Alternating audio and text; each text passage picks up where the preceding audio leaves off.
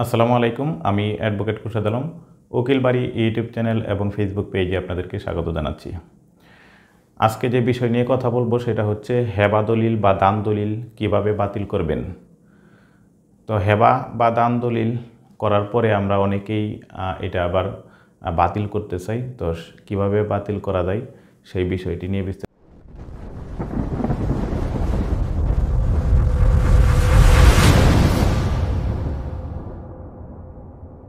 হেবা দলিল বা দান দলিল আপনারা কিভাবে বাতিল করবেন সেই বিষয়টি জানার আগে আমরা একটু জেনে আসি যে হেবা দলিলটা কী বা দান দলিলটা কী। এটা জেনে আসলে আমাদের জন্য একটু সুবিধা হবে যে এই দলিলটা কাকে কাকে করা যায় বা এই দলিলটা কীভাবে করতে হয়। বিস্তারিত জেনে যখন আমরা এটা জানব তখন কিন্তু আমাদের জন্য বিষয়টা বোঝা কিন্তু সহজ হয়ে যাবে। তো হেবা দলিল হচ্ছে হেবা বা দান, ইংলিশে যেটাকে গিফট বলা হয়, যে হেবা এবং দান। হেবাও এক ধরনের দান, দান ও দান দুইটাই কিন্তু একই রকম দলিল, কিন্তু দুইটার মধ্যে কিন্তু পার্থক্য আছে। দুইটাই দান দলিল, তারপরেও কিন্তু দুইটার মধ্যে পার্থক্য আছে।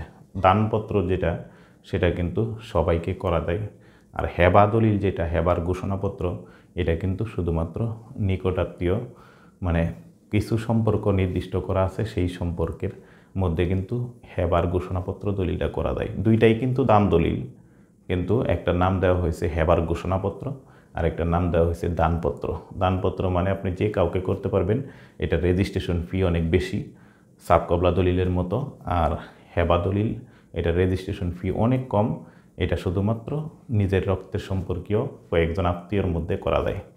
তো এই হেবা দলিল করার যেই শর্ত, আমাদের যেই আইনে যেই 3টা শর্তের কথা বলা হয়েছে, এই শর্তগুলো হচ্ছে যে একজন ব্যক্তি প্রথমে মৌখিকভাবে হেবার ঘোষণা করবেন যে আমি তোমাকে এই জমিটা নিঃস্বার্থভাবে কোনো কিছুর বিনিময় ছাড়া তোমাকে দান করে দিতে চাই।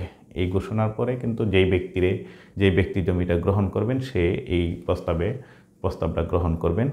আর 3 নাম্বার শর্ত হচ্ছে যে যে ব্যক্তির জমি সেই জমিটার যে দখলটা তাকে বুঝিয়ে দিবেন।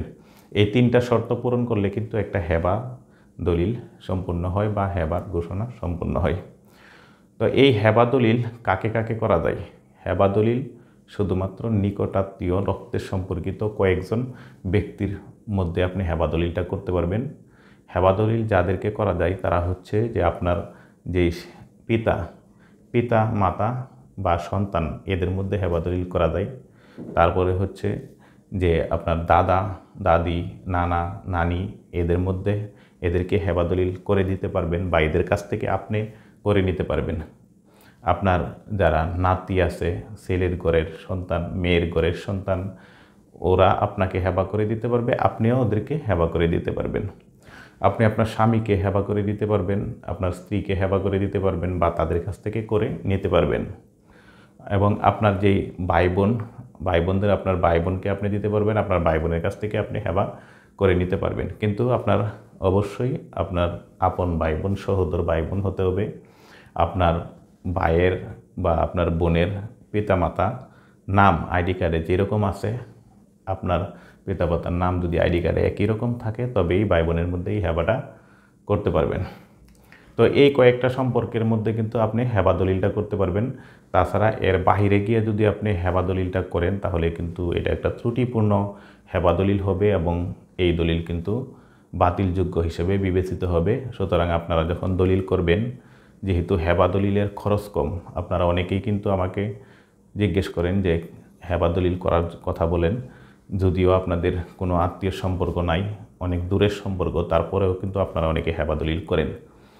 এই দলিলের বিরুদ্ধে যদি কোনো মামলা হয় বা এই দলিলটা যদি কেউ বাতিল করতে চায় তাহলে কিন্তু বাতিল করে দিতে পারবে, যেহেতু আপনারা হেবা দলিলের যে নিয়ম আছে, নিয়ম ভঙ্গ করে, দলিলের শর্ত ভঙ্গ করে যেহেতু আপনারা দলিলটা করছেন, সেহেতু কিন্তু দলিল বাতিল হয়ে যাবে। তো এই ক্ষেত্রে আপনারা সতর্ক থাকবেন অবশ্যই।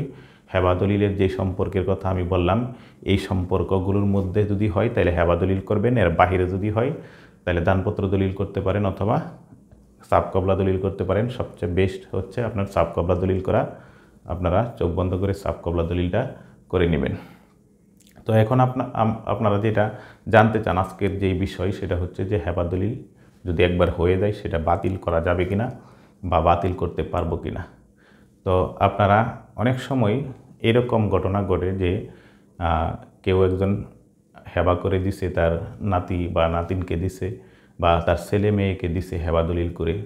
তার যখন বৃদ্ধ বয়স, হয়তো কিছুদিন পরেই তার সেবা যত্ন না করার কারণে বা তার কথার অবাধ্য হওয়ার কারণে কিন্তু সে আবার এই হেবা দলিলের যে জমিটা সেটা আবার ফেরত নিতে যাচ্ছে। এরকম কিন্তু আপনারা ফোন দেন যে আমি হেবা করে দিছি, যেই উদ্দেশ্যে দিছি সে এখন আমার সাথে এরকম ভালো ব্যবহার করতেছে না, আমি জমিটা আবার ফেরত নিতে চাই। তো আমি ফেরত নিতে পারবো কিনা, মানে হেবা দলিলটা আমি বাতিল করতে পারবো কিনা, আমার ইচ্ছাই আমি করছিলাম, এখন আমার ইচ্ছায় আমি বাতিল করতে পারবো কিনা।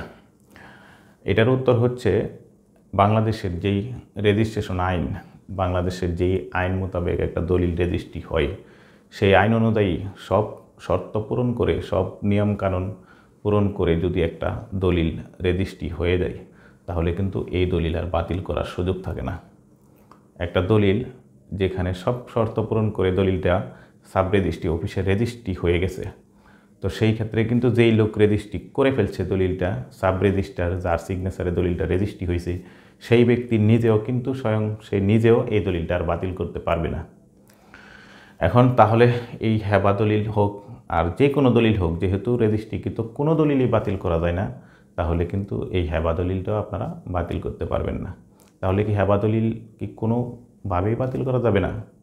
বাতিল করতে পারবেন যদি আপনি আদালতে মামলা করেন। শুধুমাত্র দেওয়ানি আদালতের রায় নিয়ে, দেওয়ানি আদালতের ডিক্রি নিয়ে যদি আপনি বাতিল করেন, তাইলেই কেবল হেবা দলিল বাতিল হবে। আপনি মামলা করবেন, মামলা করে আপনি আদালতে প্রমাণ করবেন যে আপনার এই দলিলটা বাতিলযোগ্য। এই দলিলটা বাতিল না করলে আপনার বড় ধরনের ক্ষতির সম্মুখীন হবেন, আপনি অনেক বড় ক্ষতি আপনার হয়ে যাবে। এই দলিল যদি এইভাবে রেখে দেওয়া হয়, এটা যদি আপনি আদালতকে বোঝাইতে পারেন, তাহলে আদালত যদি সন্তুষ্ট হয়, আদালত যদি এটার একটা ডিক্রি দেয়, বাতিলের আদেশ দেয়, তাহলেই কিন্তু এই দলিল বাতিল হবে। তাছাড়া আর কোনো বাতিলের উপায় নেই। আর আপনারা যারা জানতে চান যে আমি আমার ছেলের সাথে ভালো সম্পর্ক যখন ছিল তখন আমি হেবা দলিলটা করে দিছি, এখন তার সাথে সম্পর্ক আমার ভালো না, আমি আবার এটা ফেরত নিয়ে আসতে চাই, তো সেই ক্ষেত্রে কিন্তু আপনারা এই হেবা দলিল বাতিলের মামলাটা করতে পারবেন। কিন্তু যেহেতু এখানে পর্যাপ্ত কারণ নাই বাতিল করার, একটা দলিল বাতিলের কিন্তু নির্দিষ্ট কিছু কারণ আছে, দলিলটা বাতিলযোগ্য হইতে হয়। যেহেতু আপনার সম্পর্ক ভালো ছিল, আপনি জমিটা দিচ্ছেন, এখন আপনার সম্পর্ক ভালো নয়, আপনি নিয়ে আসতে যাচ্ছেন, সেই ক্ষেত্রে কিন্তু এটা বাতিল করার জন্য পর্যাপ্ত কারণ হিসেবে বিবেচিত হয় না। তো পর্যাপ্ত কারণ যেহেতু না, সেহেতু আপনি আদালতে গিয়ে কিন্তু প্রমাণ করতে পারবেন না যে দলিলটা বাতিলযোগ্য। তো সেই ক্ষেত্রে আপনি আপনার পক্ষে কিন্তু রায় পাবেন না এবং দলিলটা কিন্তু বাতিল হবে না। আপনি মামলা করতে পারবেন, অনেক সময় আপনার লাগবে, অনেক বছর অপেক্ষা করতে হবে, অনেক টাকা পয়সা নষ্ট হবে, অনেক হয়রানি হবেন, কিন্তু দলিলটা কিন্তু সহজে বাতিল হবে না। তো সেই ক্ষেত্রে আপনার মামলা করার সময় একটু সতর্ক হবেন। যদি একবার দলিল হয়ে যায়, সেটা কিন্তু বাতিল করা এত সহজ না। তো দলিল বাতিলের মামলা কিন্তু না করাটাই কিন্তু উত্তম। তো আশা করি আজকের ভিডিওতে আপনারা বুঝতে পারছেন যে হেবা দলিল কাকে বলে, হেবা দলিল করতে আপনার খরচ কেমন হবে, বা হেবা দলিলের শর্তগুলা কি, কাদেরকে আপনারা করতে পারবেন, এবং এটা বাতিল করা যায় কি না, বাতিল যদি করা যায় কীভাবে করবেন, এই বিষয়গুলো আপনারা ক্লিয়ার হয়ে গেছেন। তো ভালো থাকুন, সুস্থ থাকুন, আল্লাহ হাফেজ।